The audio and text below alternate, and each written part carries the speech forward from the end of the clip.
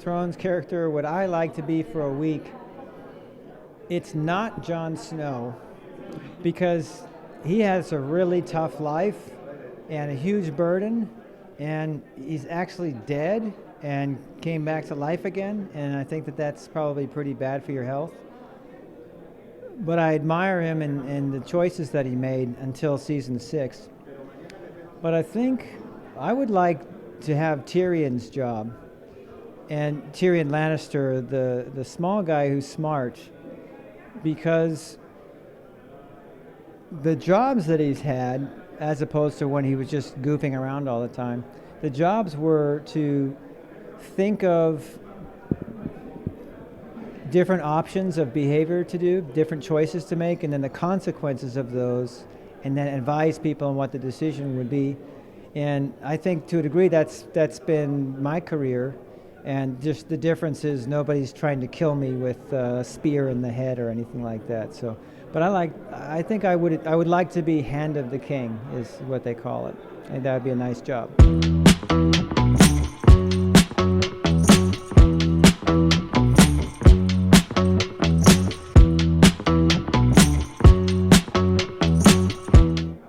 I think the worst coworker I could ever have out of Game of Thrones is Littlefinger, or Lord Baelish. He's a liar and a manipulator, and he'll do things for you, and you can end up relying on his generosity, and he'll set situations up that would be in my favor, and I would get reliant and used to it, and then he'd betray me and everything would collapse. And it's hard to know when is what he's saying actually true, or when is what is he saying a lie that you can still rely on. And I just know if I had a guy like him around, I would probably do what Sansa did and have my sister kill him.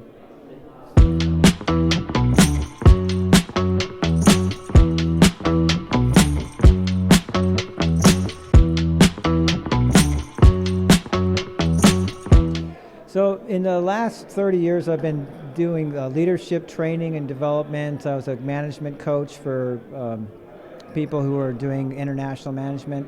And so a lot of the time I've been observing people and learning models and helping them do their jobs better.